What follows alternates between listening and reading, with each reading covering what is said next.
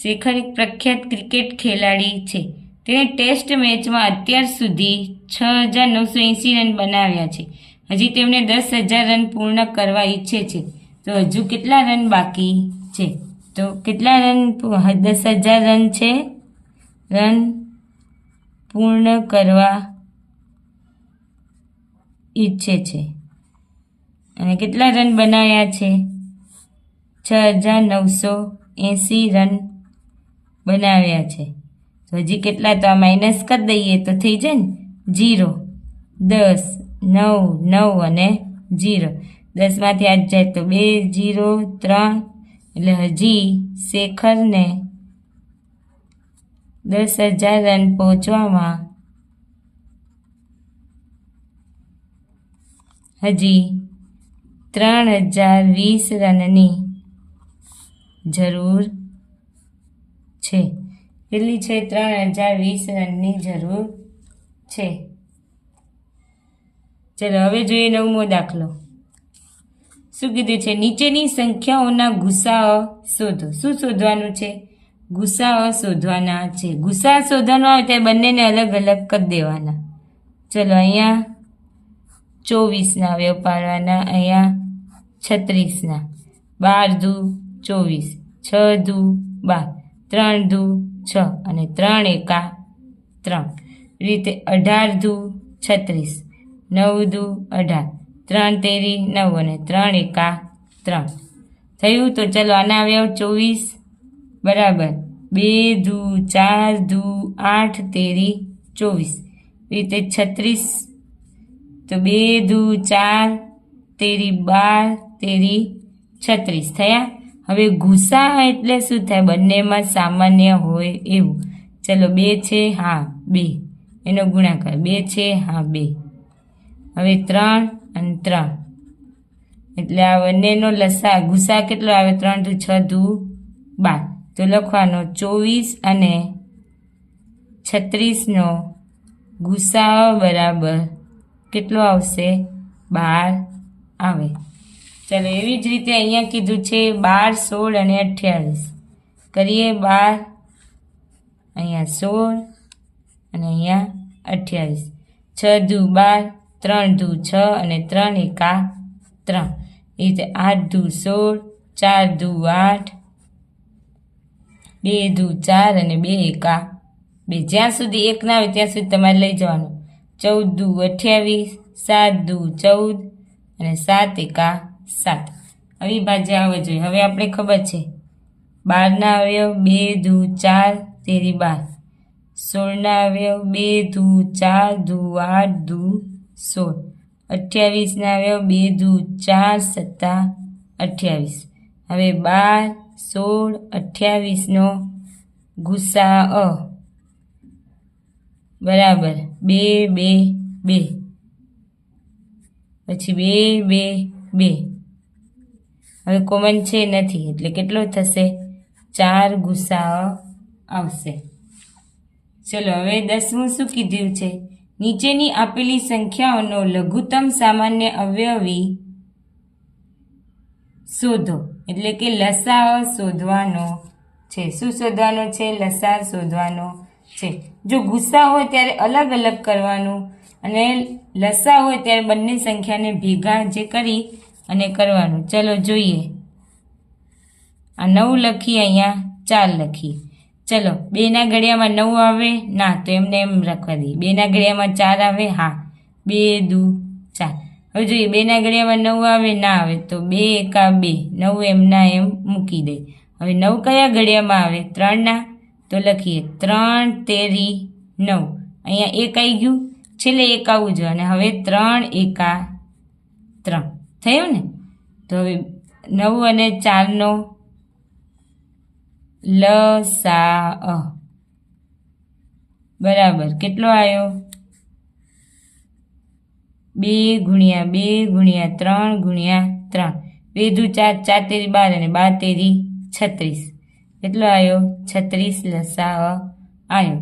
જો આમાં જે લસા આવતો ને મોસ્ટલી આ બે સંખ્યાનો ગુણાકાર 9 ચોક 36 લસામાં એવું હોય અને ગુસામાં આપણે કોમન કાઢતા હતા. એટલે એ વાત ધ્યાન રાખજો. લસા અને ગુસા બે અલગ અલગ ગુસામાં બે અલગ અલગનું અવયવો પાડવાના અને પછી જે કોમન નીકળે એ લખવાનું.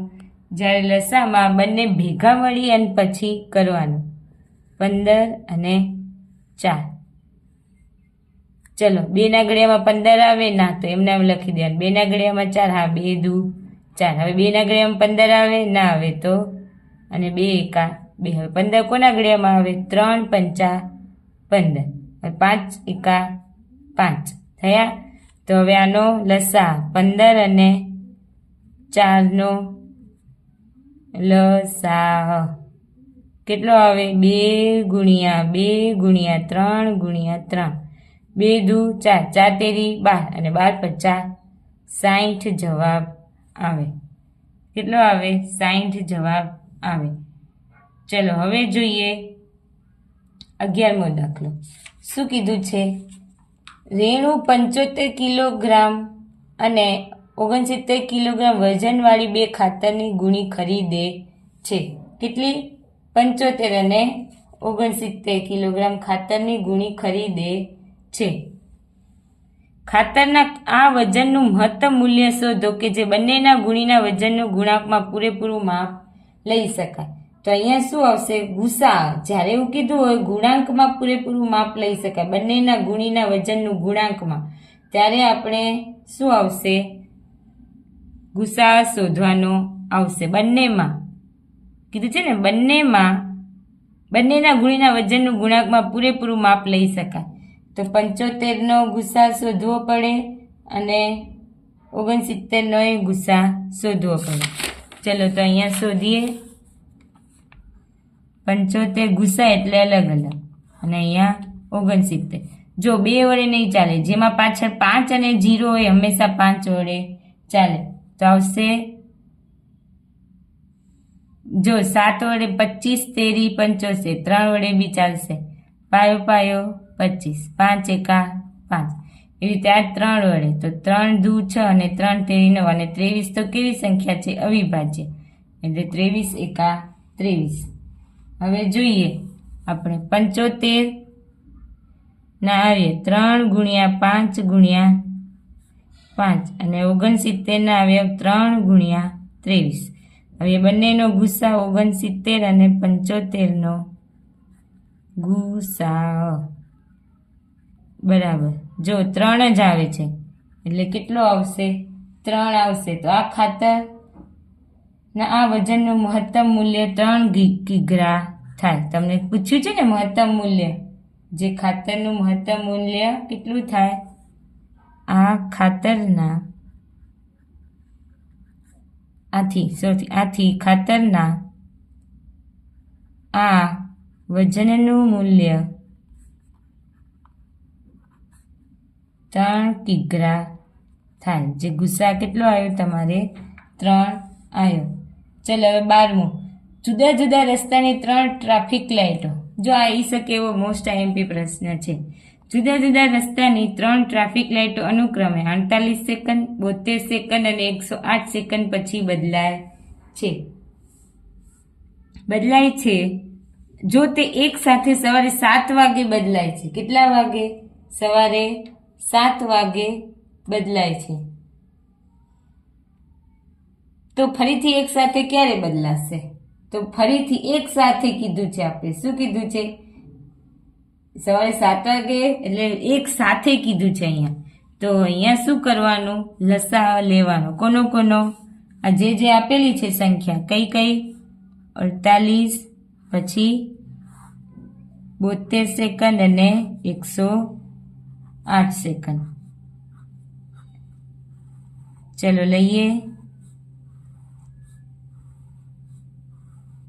ચલો 2 વડે બધા ભગાશે કેમ કે છેલ્લે બધામાં બેકી સંખ્યા 2. 24 દુ 48, 36 દુ 72 અને 54 દુ 108. હજી બી 2 વડે બધા ભગાશે. 12 દુ 24, 18 દુ 36 અને 27 દુ 54. હજી 2 વડે ભગાશે 2 અને 8, 7 ભગાશે નહીં 27 એમ. 2 છક 12 અને 9 દુ 18, 27 એમ ના. હજી 2 વડે આવશે તો આ 2 તો એમને મૂકી દેવાના. 2 તેરી 6 થયું. ચલો હવે 3 વડે થશે ને, 3 9 અને 27 બંને 3, તો 3 એકા 3, 3 તેરી 9 અને 3ના ઘડિયામાં 27, તો 9 તેરી 27. હજી 3 વડે, 3 એકા 3 અને 3 તેરી 9, હજી 3 વડે. છેલ્લે 1 1 1 આવવો જોઈએ, ત્યારે તમારો લસા પૂરો થશે. ચલો તો હવે જોઈએ આપણે એનો લસા કેટલો આવે. 48, 72, 108 નો લસા બરાબર 1 2 3 4, 4 વખત 2, 2 3 4 ને 3 વખત 3, તો જો 2 દુ 4, 4 દુ 8, 8 દુ 16, 16 ગુણ્યા 3 તેરી 9 તેરી 27 થાય. સર 16 ગુણ્યા 27 તો કેટલા આવશે? 432. ગુણાકાર કરશો આમ 0 2 7, 6 7 42, 6 દુ 12, 13 14 15 16, 2 3 2 ને 3 ને 1 4, 432 આવશે. હવે તો શું કીધું છે? 3 સેકન્ડ પછી જુદી જુદી રસ્તાની સ્ટ્રીટ લાઇટો, 3 ટ્રાફિક લાઇટો છે, તો એક સાથે 7 વાગે બદલાય છે. તો આપણે તો આ સેકન્ડમાં આવ્યું, તો હવે આપણે મિનિટમાં શોધીએ. તો જોઈએ 420, જો 420 પ્લસ 12 તો થાય, તો 420 એટલે કેટલી પેલું થાય? 7 7 6 42 વત્તા 12 સેકન્ડ. 1 સેકન્ડની 60 1 મિનિટની 60 સેકન્ડ થાય, તો એવી કેટલી મિનિટ? 7 મિનિટ અને 12 સેકન્ડ. 12 સેકન્ડે બીજી વાર એક સાથે બદલાય. કેટલા? 7 મિનિટ, અને દરેક 7 મિનિટ અને 12 સેકન્ડે, દરેક 7 મિનિટ અને 12 સેકન્ડ થશે એટલે એક સાથે બદલાશે 7 વાગ્યા પછી. 7 ને 12 પછી એના પછી જે 7 મિનિટ અને 12 સેકન્ડે ફરીથી એક સાથે 3 3 બદલાશે. જો અહીંયા ભાગ પાડી દીધા, 6 7 42 એટલે 7 મિનિટ વત્તા 12 સેકન્ડ. હવે આ 60 હતું ને, 60 તો આપણે ખબર છે 1 મિનિટની 60 સેકન્ડ થાય, એટલે 6 7 42 એટલે 7 મિનિટ થઈ અને આ 12 સેકન્ડ. ચલો હવે જોઈએ દાખલા નંબર 13.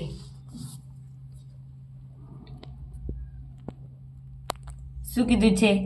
1729 બધા અવિભાજ્ય અવયવો જણાવો અને તેને ઉતરતા ક્રમમાં ગોઠવો.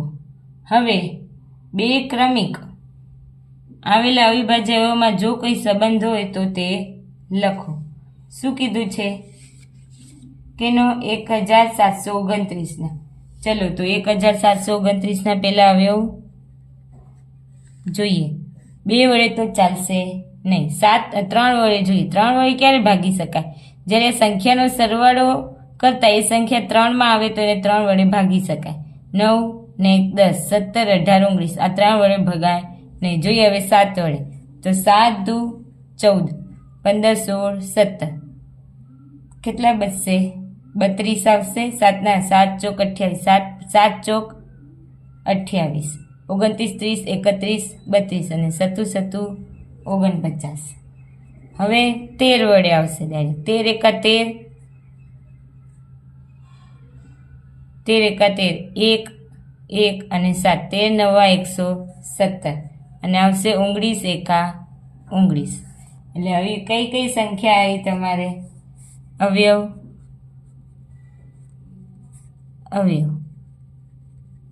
કેટલા આવ્યા? 7 13 અને 19. તો તેને ઉતરતા ક્રમમાં ગોઠવ્યું. ઉતરતા ક્રમમાં ગોઠવતા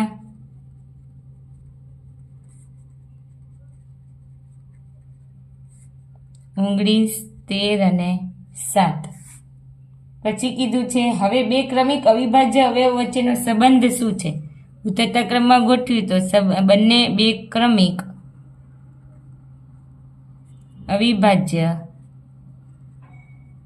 અવયવ વચ્ચેનો સંબંધ બરાબર. જો 19 - 13 કરીશું તો કેટલા આવશે? 6. અને 13 - 7 કરીશું તો બી 6 આવશે. એટલે બે ક્રમિક અવયવ વચ્ચેનો તફાવત 6 છે. બે ક્રમિક અવયવ વચ્ચેનો તફાવત 6 છે.